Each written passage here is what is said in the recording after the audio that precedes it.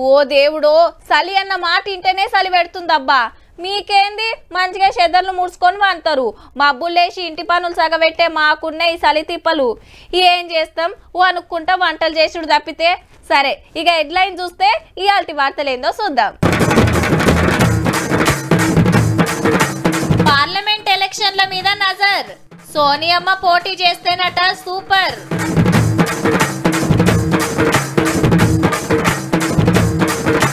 హైదరాబాద్ వచ్చిన ప్రెసిడెంట్ మన సిటీకే వచ్చుడు గిరేట్.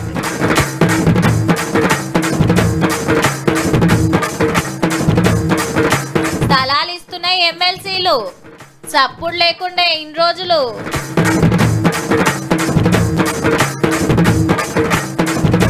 పార్లమెంట్ లో పొగబాంబుల రచ్చ. 78 మంది సస్పెండ్ తో రచ్చ. ఎలక్షన్లలో గెలిస్తే ఆ కిక్కేరుంటదబ్బా.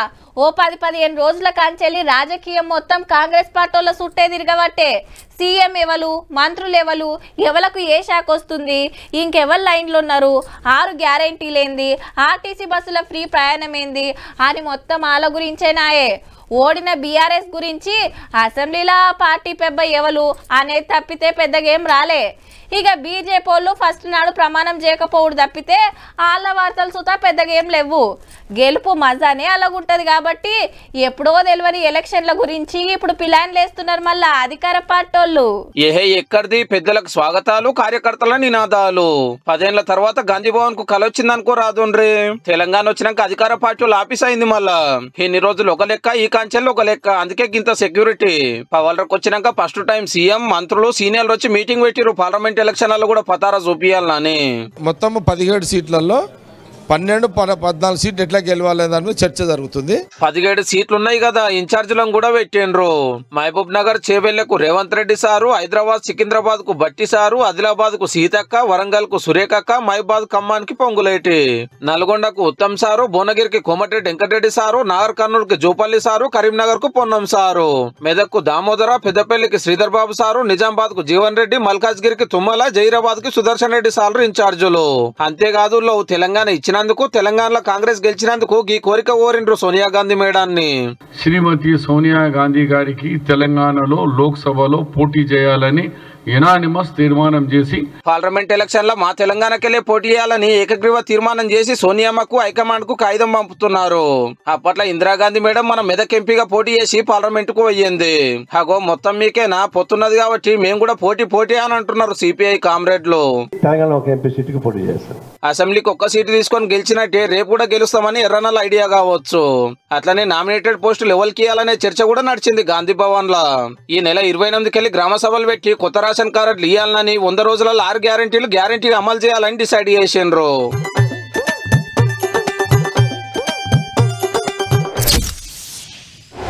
రాష్ట్రపతి ఏడుంటారు? ఢిల్లీలా. ప్రధానమంత్రి ఏడుంటారు? ఢిల్లీలా. సెంటర్ మంత్రులు ఏడుంటారు? ఢిల్లీలా. ఏలుబడిని నడిపే పెద్ద ఆఫీసర్లు ఏడుంటారు? ఢిల్లీలా. దేశానికి ఏం కావాలనో డిసైడ్ చేసేదేడా? ఢిల్లీలా. బయట దేశాల చుట్టాలు వస్తే ఉండేదేడా? ఢిల్లీలా. ఏది తీసుకున్నా ఢిల్లీ ఢిల్లీ ఢిల్లీ ఢిల్లీ. అది మన దేశానికి రాజధాని కదా మరి. అయితే దేశంలో ఇంకే రాష్ట్రానికి, ఇంకే సిటీకి దక్కని భాగ్యం మనకు మాత్రమే దక్కిందుల్లా. అదేందో మీరు కూడా చూడురు జరా. ఢిల్లీకెళ్ళొచ్చి గాలి మోటార్ల దిగంగానే మొదలు గవర్నర్ మేడం ఎదుర్కొన్నది రాష్ట్రపతి మేడాన్ని. అటెనక ముఖ్యమంత్రి రేవంత్ రెడ్డి సారు, చిన్న ముఖ్యమంత్రి బట్టి సారు, మంత్రులు సీతక్క, శ్రీధర్ బాబు సార్లు, వెనకశిరి సర్కార్ ఆఫీసర్లు, పోలీసులు, ఆర్మోళ్ళు అందరూ ఎల్కని చెప్పిండ్రు ద్రౌపది ముర్ము మేడానికి. కొత్త సర్కార్ తరపున ఫస్ట్ స్వాగతం సుతా ఇదే. అట్లనే బీజేపీ ఎమ్మెల్యేలు సుతా వచ్చి వెల్కమ్ చెప్పిండ్రు. బేగంపేట ఎయిర్పోర్ట్ కాంచెల్లి సీదా బొల్లారంలో ఉన్న రాష్ట్రపతి బంగ్లాకు పోయింది.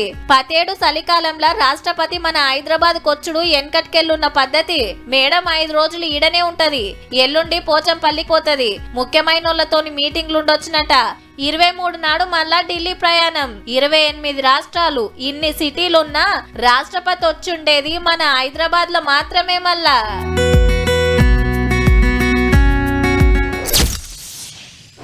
ప్రగతి భవన్ ముంగట ముండ్ల కంచెలు వీకేసి ప్రజాభవన్.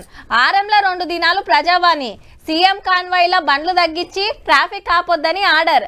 అమ్మలక్కలకు పుక్కట్ల ఆర్టీసీ బస్సు, ఆరోగ్యశ్రీ పద్దు 10 లక్షలకు పెంచుడు, ధర్నా చౌక్ల ధర్నాలకు ఫుల్ పర్మిషన్, అసెంబ్లీలో ప్రతిపక్షాలకు చాలా టైం ఇస్తామని హామీ. గిసొంటి ఇంకా కొన్ని ఉన్నాయి. ఇవన్నీ ఒక ఎత్తు అయితే కొందరు ఏలువడి ఎట్లుండాలనో మాట్లాడు ఇంకో ఎత్తు. కొత్త గవర్నమెంట్ కు మంచి మంచి సలహాలు ఇస్తున్నాడు మన గోరేటెంకన్న. ఫస్ట్ ఏంటంటే రైతు బంధు ఎట్టి పరిస్థితుల్లో 10 ఎకరాల కంటే ఎక్కువ ఇవ్వద్దని, సినిమా యాక్టర్లకు, సినిమా హీరోలకు, సంపన్న భూస్వాములకు, రియల్ ఎస్టేట్ సంపాదించిన వాళ్లకు, ఐపీఎస్లకు, ఐఏఎస్లకు 2వ తరలు ఇవ్వటం అనేది అది తప్పని. వాజిబే ఎన్నడు పొలంలోకి దిగనోళ్లకు, ఎకరాలు ఉన్నోళ్ళకు కూడా టింగు మంది లక్షల రూపాయల అకౌంట్లో పడుతున్నాయి. మా దగ్గర 200 ఎకరాల భూస్వామి పేరు చెప్పండి, నా శివారు పొలం పక్కనే కుటుంబంలో అందరు ఎకరా 20 ఎకరాల వాళ్లకు 200 ఎకరాలకు వస్తుంది. ఇట్లా ఇచ్చుడు కరెక్ట్ కాదు. 10 ఎకరాల లోపున్నోళ్ళకే ఇయ్యాలనేది ఎమ్మెల్సీ సార్ సవాలు. ఇక ఇంకోటి, అప్పట్లో కోదండరాం సార్ను అరెస్ట్ చేసిన ముచ్చట. అవినీతి లేని ప్రొఫెసర్ సారు పాదాల వెంట నడిచిన ప్రొఫెసర్ ఇల్లు కిటికీలు లోపల కుడతారు మన వాళ్ళు. ఇది అధికారుల బలుపు. విన్న అభిప్రాయాలు స్పష్టించగలగాల. ఒక అరగోపాల్ లాంటి ప్రొఫెసర్ మీద ఊపా కేసు పెట్టినారు. మేధావుల అరెస్టులో ప్రశ్నించేటోళ్ళ మీద కేసులు ఉండొద్దని కోరుతున్నాడు. ఇక ఆఫీసర్లు ఎట్లుండాలో గిట్లా చెప్పిండు. అదృష్టం ఏంటంటే మా గత ప్రభుత్వంలో అధికారిని చూస్తే నాకు భయం. ఇది ఇప్పుడు చాలా నిజాయితీ అయిన శేషాద్రి గారు వచ్చినాడు. టీచర్లు మొత్తం వేస్తే ఏడ్చుకుంటే నా దగ్గర వస్తే, మా ఎమ్మెల్యే దగ్గర వస్తే నేను ఏం చేయను, ఒక్క ట్రాన్స్ఫర్ అగనట రప్ప నోటిఫికేషన్ వేయాలి, పేపర్ లీకులు కానియద్దు అనుకొచ్చిండు. ఖచ్చితంగా టీఎస్పీఎస్సీని సమూలంగా ప్రత్యామ్నాయంగా గత ప్రభుత్వం ఆ మాటలు గత ప్రభుత్వం మంచిగా లేదు. కొందరు సోనియా గాంధీ మేడాని ఏదేదో అంటున్నారు కదా. నా వ్యక్తిగతంగా సోనియా గాంధీ కూడా అంత నిజాయితీ, ఈ తెలంగాణ తల్లి లాంటి నేత అని గుర్తుపెట్టుకోండి. అదే ఆ సంస్కారం మనకు ఉండాలి. అటుకెళ్ళి దేశపతి శ్రీనివాస్ సార్ కూడా ఇదే లైన్ లోకి వచ్చిండు. సరే, బీఆర్ఎస్ ప్రభుత్వంతో సహా నగరంలో ర్యాలీలను అనుమతించడం లేదు అధ్యక్ష. మీడియా స్వేచ్ఛ కూడా ఉండాలి, విమర్శించేటువంటి స్వేచ్ఛ. కవులు, కళాకారులు, ఉద్యమంలో ముంగట నడిచిన ఇద్దరు కూడా మంచి మంచి సలహాలే ఇచ్చిండ్రు. కానీ ఇన్నేళ్ళు ఎందుకు మాట్లాడలేదు సార్లు? పెద్దోళ్ళకు రైతు బంద్ ఇవ్వటి 6 ఏళ్ళాయే, తలుపులు వలగొట్టి కోదండరాం సార్ని అరెస్ట్ చేసి 7 ఏళ్ళాయే, మీడియాకు ధమ్కీలు ఇవ్వటి ఏళ్ళకేంలాయే, ప్రశ్నించే ధర్నా చౌక్ ఎత్తేస్తుంటే మన సప్పుడే లేకపాయే. మీరు ఇప్పుడు మాట్లాడు కాదు, పెద్దల సభలో 2 పెద్దలు ఉన్నారనే ముచ్చటే తెలియదట చాలా మందికి. మొత్తానికైతే కొత్త గవర్నమెంట్ వచ్చినాక 2 ఎమ్మెల్సీ సార్లకు సర్కార్కు సలహాలు ఇచ్చే ఛాన్స్ వచ్చింది అన్నట్టు.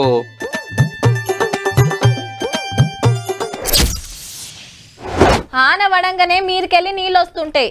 ఇంత కాలువ చేస్తే చక్కగొచ్చి మన పొలంలో పడతాయి. పైసా ఖర్చు లేని పని. అదే కిందున్న నీళ్లను మీదికెక్కియాలంటే ఎంత కష్టం. పైపులు వర్చాలే, మోటార్లు పెట్టాలే. ఎవ్వలమైనా అలకగయ్యే పనే చేస్తాం. అయితే మనోళ్ళు రివర్స్ చేసిండ్రబ్బా ఒక కాడ. గీ ముచ్చట మేమంటలేం, 4 ఏండ్ల సంధి ఎవలోకలు అంటనే ఉన్నారు దినం. హావ్ కాళేశ్వరం ప్రాజెక్టు గురించే. మరి ఇప్పటి కొత్త ముచ్చట ఏందంటే, చెలో కాళేశ్వరం మీద రచ్చ నడుస్తున్నదుల్లో దశకిన మేడిగడ్డ పిల్లలను బుంగల్వడ్డ అన్నారం బ్యారేజ్ కడుకోదామని కాంగ్రెస్ వాళ్ళు వద్దని కారోళ్ళు. అటు అసెంబ్లీలో ఉన్న ఎమ్మెల్యేలను, ఇటు శాసనమండలిలో ఉన్న సభ్యులు అందరినీ కూడా అక్కడ పర్యటనకు తీసుకెళ్తాను. టెక్నికల్ గా నిపుణులు చేయాల్సినటువంటి పని ఎమ్మెల్సీలను తీసుకుపోవడం, ఎమ్మెల్యేలను తీసుకుపోవడం అదే టూరిస్ట్ స్పాట్ కాదు కదా సార్. కానీ కాళేశ్వరం కట్టిన కొత్తలా బస్సులు కట్టుకొని ఖుద్దు గవర్నమెంటే తీసుకుపోయింది కదా. మంత్రులు, ఎమ్మెల్యేలు, ఎమ్మెల్సీలు, కవులు, కళాకారులు, జర్నలిస్టులు, కార్యకర్తలను టూరిస్టు జాగాలకు దొరకపోయిన ముచ్చట అక్క అప్పుడే మర్చిపోయినట్టుంది. మేము చేసినటువంటి ప్రగతిని చూపించడానికి ఖచ్చితంగా తీసుకెళ్ళాం. అప్పుడు ప్రగతిని చూపిస్తే ఇప్పుడు ప్రాజెక్టు గతిని చూపిస్తారేమో. కాళేశ్వరం గొప్పతనం గురించి దునియా మొత్తానికి ఎరక కావాలని డిస్కవరీ ఛానల్ వేసి చూపించిండ్రు. 1,00,000 కోట్లు పోసిన ప్రాజెక్టు ఇప్పుడు ఎట్లున్నదో మన తెలంగాణ పబ్లిక్ కూడా తెలియదంటే ఎట్లక్క. కాబట్టి ఎవరు భయపడాల్సిన పని లేదు, ఆందోళనతో కుంగిపోవాల్సిన అవసరం లేదు. నిష్పక్షపాతమైన విచారణ చేసి చర్యలు తీసుకుంటాం. గా ఈడియోలో 2 ఉంటారు. ఒకళ్ళు అడుగుడు, ఇంకొకళ్ళు చెప్పుడు. సచివాలయం ఎవరు కట్టిండ్రు? కేసీఆర్. ఎవరి కోసం కట్టించిండు? రేవంత్ రెడ్డి కోసం. అనంగానే చూసినోళ్ళంతా నవ్వుడే నవ్వుడు. సోషల్ మీడియాలో మస్తు గిరికలు కొడుతుందబ్బా గా ఈడియో. కోర్టుల కేసులు, ప్రతిపక్షాల మాటలు, ప్రజా సంఘాల కోపాలు, గవన్నిటి నడుమ బాజాప్తా పాత బంగ్లా కూలగొట్టి కొత్త సచివాలయం కడితే 6 నెలలు కూడా కాకపాయే, అధికారం మారే. గందుకే గీసొంటి ఈడియోలు చేస్తున్నారు కొందరు. ఏ మాటకా మాట సచివాలయానికి దినాం వస్తుండబ్బా కొత్త సీఎం సార్ అయితే. పెట్టిన కంపెనీ లేంది పెడుతున్న కంపెనీ లేంది అనే దాని మీద మీటింగ్ జరిగింది సచివాలయంలో. సీఎం సారు చిన్న సీఎం సార్ అడుగుడు ఆఫీసర్ ఎప్పుడు నడిచింది. శుక్రవారం నాడు ఎల్బీ స్టేడియం లో క్రిస్మస్ సంబరాలు చేస్తుందట సర్కారు. ఇక సింగరేణిలో కాంట్రాక్ట్ జాబులు లోకలోళ్ళకే ఇయ్యాలని సీఎం గారిని కలిసి కోరిండు చెన్నూరు ఎమ్మెల్యే వివేక్ వెంకటస్వామి సారు. బీఆర్ఎస్ గవర్నమెంట్ లో అంత ఆగమాగం జరిగిందని యాద్ చేసినాడు. పొద్దుముఖంగా ఎయిర్పోర్ట్ పోయి రాష్ట్రపతి మేడాన్ని ఎదుర్కొన్నారు Revanth Reddy sir. BJP MP Bandi Sanjay sir ముఖ్యమంత్రికి ఉత్తరం రాసిండు మిడ్ మార్నర్ ప్రాజెక్ట్ కింద మునిగినోళ్ళకి ఇల్లు కట్టుకోవడానికి 5 లక్షలు ఇవ్వాలని. ఇక అటు చూస్తే మేడిగడ్డ బ్యారేజ్ కట్టిన ఎల్ఎన్టీ కంపెనీలతో మీటింగ్ పనుల లాపర్వ మీద గుస్సాయిండు మంత్రి ఉత్తమ్ కుమార్ రెడ్డి సారు. ఏదో ఒకటి చెప్పి తప్పించుకుంటామంటే అస్సలు ఊకమని వార్నింగ్ ఇచ్చి మొత్తం వివరాలతోటి రిపోర్ట్ కావాలని ఆర్డర్ చేసిండు ఆఫీసర్లకు. మంచి రోజు ఉన్నదని పొన్నం ప్రభాకర్ సార్ పదవి బాధ్యతలు తీసుకున్నాడు సచివాలయంలో. బస్ పాస్ సబ్సిడీల రియంబర్స్మెంట్ కోసం 212 కోట్ల రూపాయలు ఇచ్చే ఫైల్ మీద ఫస్ట్ సంతకం చేసినాడు. ఎమ్మెల్యేలు వచ్చి శుభాకాంక్షలు చెప్పిరు రవాణా శాఖ మంత్రికి. బీసీలో మంచి చెడ్డలు అరుచుకునే శాఖ కూడా సార్కాడనే ఉన్నదుల్లో.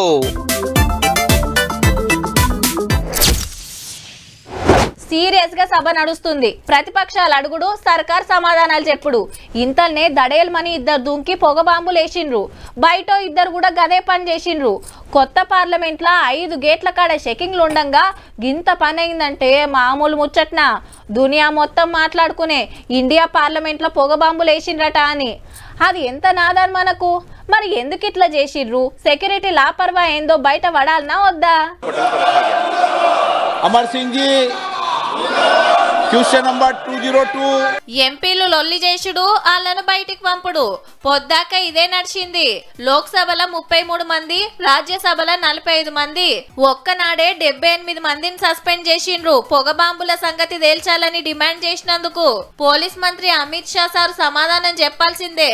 ఆ రోజులైనా ఎందుకు మాట్లాడతలేరని ప్రతిపక్షాలు డిమాండ్ చేస్తుంటే జర ఆగుర్రని స్పీకర్ సార్ దండం పెట్టినా ఎవ్వరు దగ్గలే. వాయిదాల మీద వాయిదాలు పడి ఆఖరికి సస్పెండ్ల కాడికొచ్చింది లోక్సభలో. जो सदस्य इसके पक्ष में हाँ कहें, जो सदस्य इसके विरोध में वो ना कहें. मेरे विचार में निर्णय हाँ वालों के पक्ष में हुआ. రాజ్యసభల సుత ఇదే రచ్చ. చైర్మన్ సార్ బుద్రకిచ్చుడు, ఎంపీలు జోరు వెంచుడు. ఇగిట్లా కాదని 45 మందిని సస్పెండ్ చేస్తే అందులో 34 మంది ఈ మీటింగ్ లో వచ్చేదాకా రావద్దని ఆర్డర్ వేసిండు. Are suspended from the service of the council. మొన్న 14 మందిని సస్పెండ్ చేసిండ్రు కాబట్టి ఇప్పటికే 90 మంది అయినట్టు. ఇక రేపెందరిని బయటికి పంపుతారో ఎల్లుండెందరిని సస్పెండ్ చేస్తారో. ప్రతిపక్షాలను మొత్తానికి మొత్తం పంపించేటట్టున్నారు కానీ పొగ బాంబుల మీద సమాధానం అయితే చెప్పేటట్టు లేరు పో. ప్రాతకాలమున ధ్యానముతో మనసు ప్రశాంతత పొందును. రోజంతా మానసిక ఉల్లాసం పొందేదరు. ఎందుకు నాయనా కోపతాపాలు? ఓ 10 నిమిషాలు ధ్యానంలో కూర్చోండి, అన్ని సర్దుకుంటాయి. శ్వాస మీద ధ్యాస పెట్టండి, చెడు ఆలోచనలు వదిలేయండి, ధ్యానంతో ముక్తి పొందండి. ఏంది మా పద్మ ప్రవచనాలు చెప్తుందని చూస్తుర్రా? ఈ వార్త చూస్తే మీకే తెలుస్తుంది. దునియాలనే పెద్దదైన ధ్యాన మందిరం చాలు చేసిండు ప్రధాని మోడీ సారు. ఉత్తరప్రదేశ్ రాష్ట్రం వారణాసిలో స్వర్వేద్ మహామందిర్ కడితే సారు రిబ్బన్ కటింగ్ చేసిండు. ఒక్కపారే 20,000 మంది ఇంట్లో ధ్యానం చేయొచ్చునట. 7 అంతరాలల్ల కట్టిన మందిరం గోపురాలు కమలం పువ్వు ఆకారంలో కట్టిండ్రు. గోడల మీద వేదాలు, రామాయణం, మహాభారతం బోధనలు, భగవద్గీత చెక్కిండ్రట. మందిరం మొత్తం తిరిగి ఏడేడ ఏమున్నాయో చూసిండు ప్రధాని సారు. भारत आधुनिक इंफ्रास्ट्रक्चर में नए रिकॉर्ड भी बना रहा है. ఇక గుజరాత్ రాష్ట్రం సూరత్ లా వజ్రాల బిల్డింగ్ చాలు చేసిండు. ప్రపంచంలో ఇదే పెద్దదట. 35 ఎకరాలల్లో 3,400 కోట్లు ఖర్చు పెట్టి కట్టిండ్రు. మరి 4,500 డైమండ్ ఆఫీసులున్నాయంటే చూడుర్రి. 15 ఫ్లోర్ల చెప్పున మొత్తం 9 టవర్లున్నాయి. దునియా వజ్రాల వ్యాపారం మొత్తం ఈడికెళ్లే నడుస్తదన్నట్టు. డైమండ్లకు సాన పన్నులు మొత్తం ఈడికెళ్లే నడుస్తాయి. ఆల్రెడీ సూరత్ లో 8 లక్షల మంది కంపెనీల పనిచేస్తుంటే కొత్తగా కట్టిన బిల్డింగ్ తోని ఇంకో 1,50,000 మందికి జాబులు వస్తాయట. సూరత్ అంటేనే వజ్రాలు, వజ్రాలంటేనే సూరత్ అని మల్లో పారి దునియాకు సాటింపేసిండ్రు పో.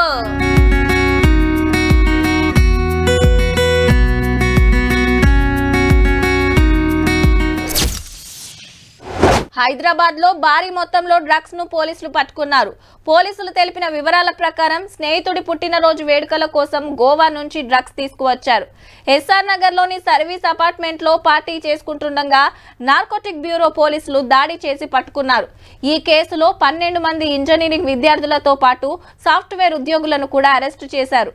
పట్టుబడిన వారంతా ఆంధ్రప్రదేశ్ లోని నెల్లూరు జిల్లాకు చెందిన వారేనని తెలుస్తోంది. ఈ డ్రగ్స్ ఎక్కడైతే ఎక్కువగా pubs, high and bars and restaurants, form houses. కొత్త గవర్నమెంట్ లా కొత్త కమిషనరు మొన్న వార్నింగ్ ఇచ్చిండు. నిన్న పబ్ల మీద పడ్డారు. బంజారా హిల్స్, జూబ్లీ హిల్స్ లున్న 17 పబ్లల్లా జోరుగా షెక్కింగ్ లైనయి. పర్సులు, బ్యాగులు మొత్తం పునుకులాడిన్రు. గిసారు జేబులకెళ్లి సిగరెట్ పెట్టే తీసేస్తే అది తాగి పడేసిన సిగరెట్ పీకలు కూడా ఎనుకులాడిన్రు, ఏమన్నా దొరుకుతదేమో అని. మందు బాటళ్లు, ఆఖరికి టాయిలెట్ల సుత షెక్కింగ్ చేసిండ్రు. ఇగిటి చూడురి, స్నీపర్ డాగ్స్.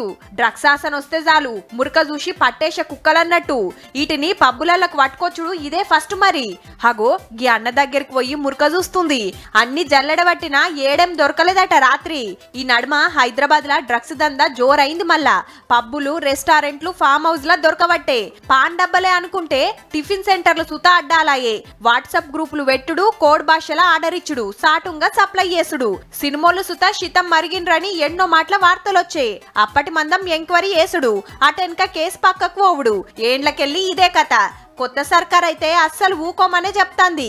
చూడాలే మరి మొదట్లా ఆత్రమాత్రం చేసి ఆపేస్తారో, డ్రగ్స్ లేని హైదరాబాద్ ను తయారు చేస్తారో.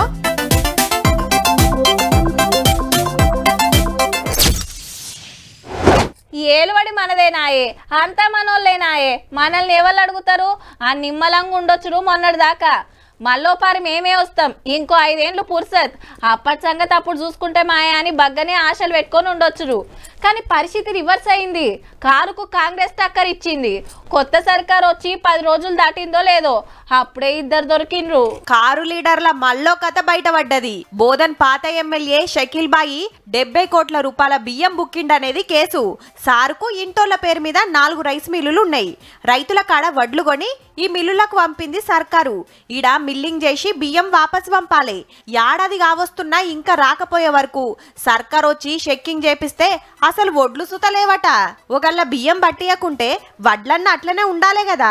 రైస్ కూడా పీడిఎస్ రైస్ కింద సస్పెక్ట్ చేస్తా ఉన్నాం. మేము డీటీకి హ్యాండ్ ఓవర్ చేసినాం. ఆయన శాంపుల్ పంపి దాని మీద పీడిఎస్ రైస్ సంబంధించి యాక్షన్ తీసుకుంటాడు. బియ్యం బయట అమ్ముకున్నాడు అనేది చాలా మంది అంటున్న మాట. ప్రభుత్వ సొమ్ము, ప్రభుత్వ ధాన్యం మొత్తం దోసుకతిన్నాడు. 35,000 మెట్రిక్ టన్నుల సిఎంఆర్ ని రీసైక్లింగ్ చేసి వారికి ఇవ్వాల్సింది కేవలం 5,000 మెట్రిక్ టన్నులే ఇచ్చి మిగతాదంతా గోల్మాల్ చేసి. వడ్లు జోకేటప్పుడు కల్లాల కాడ, బియ్యం పంపేటప్పుడు మిల్లుల కాడ కట్టింగ్ ముద్దుగుంది పోర్రి. బాగా కిలోల గట్టి చేసిర్రు. ఒక్కొక్క కుంటలకు 4 కిలోలు, 5 కిలోలు, 6 కిలోలు. మరి దాని అంతా ఇది దోసుకున్నట్టే కదా. ఇక ఎంక్వైరీలా ఏం నడుస్తుందో గాని మొన్న ఆర్మూర్ పాత ఎమ్మెల్యే జీవన్ రెడ్డి గారు ఆర్టీసీ జాగల షాపింగ్ మాల్ కట్టి కిస్తీలు ఎగ్గొట్టినందుకు, లోన్లు తీసుకొని కట్టనందుకు నోటీసుల మీద నోటీసులు వస్తే ఆటి విలువ ఏం తక్కువ 60 కోట్లు. ఇప్పుడు షకీల్ సార్ కేసులో 70 కోట్లు అంటుర్రు. ఇప్పటికైతే ఇద్దరే. రేపు ఇంకెందరి పాత ఎమ్మెల్యేల బాగోతాలు బయటపడతాయో పో. చూసిండ్రు కదా, ఇక ఇయాల్టి తీన్మార్ వార్తలు. ఉంటాం మళ్ళా. నమస్తే.